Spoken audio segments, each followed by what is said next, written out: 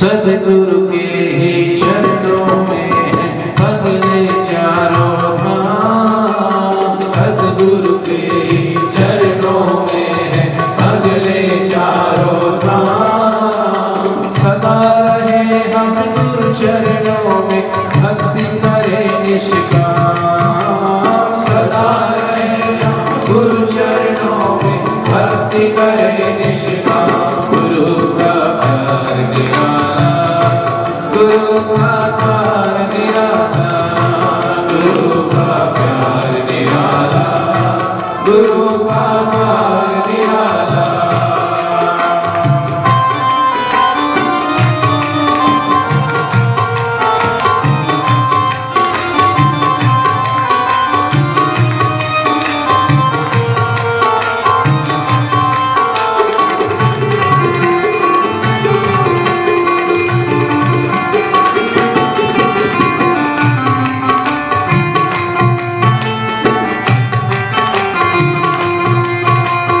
सद्गुरु अरे ज्ञान की गंगा रोज करो स्नान। सद्गुरु अरे ज्ञान की गंगा रोज करो स्नान। मल मल मन का मैल निकालो हो जाए कल्याण। मल मल मन का मैल निकालो हो जाए कल्याण। सद्गुरु के वचनों को बार बार सुनना वो गंगा स्नान है। ये सत्संग गंगा है जो पाप जन्मों की धोती। बिना साबुन बिना पानी यहाँ मन शुद्ध होता है।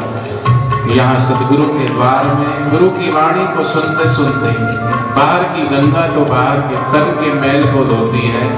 और वो भी अगर सर्दी में जाओगे तो अभी टुटर जाओगे। इस समय आप गंगा में स्नान कर नहीं सकते। जाओगे तो बिल्कुल बीमार भी पड़ सकते हो, ठुठुरन पैदा हो जाएगी। लेकिन गुरु की ज्ञान रूपी गंगा में जब चाहे तब हम गोता लगा करके अपने मन को, अपने दिल को, अपने तन को भी हम पावन कर सकते हैं। इसलिए सद्गुरु अरे ज्ञान की गंगा रोज करो स्नान। सद्गुरु अरे ज्ञान की गंगा रोज करो स्नान। मल मल मन का मैल निकालो हो जाए कल्याण। मल मल मन का मैल निकालो हो जाए कल्याण। लोभ मोह का काम क्रोध का जीवन में क्या काम। लोभ मोह का काम क्रोध का जीवन में क्या काम। सदा रहे हम गुरु चरणों में भक्ति करें निष्काम। सदा रहे हम गुरु चरणों में भक्ति करें निष्काम।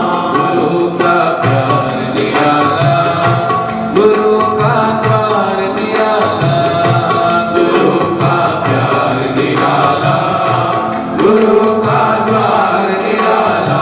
हरि हरि बोल।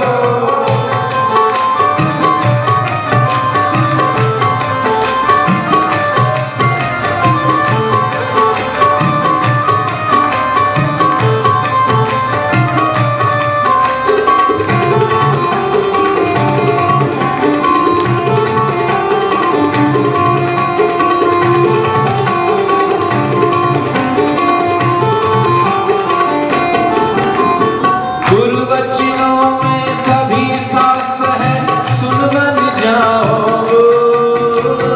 गुरु वचनों में सभी शास्त्र है, सुन बन जाओ। जीवन में गुरु वचन उतारो, करो आचरण सूत। जीवन में गुरु वचन उतारो, करो आचरण सूत। ब्रह्मा विष्णु महेश गुरु है, गुरु कृष्ण और राम। ब्रह्मा विष्णु महेश गुरु है, गुरु कृष्ण और राम। सदा रहे हम गुरु चरणों में भक्ति करें निष्काम। सदा रहे हम गुरु चरणों में भक्ति करें निष्काम। गुरु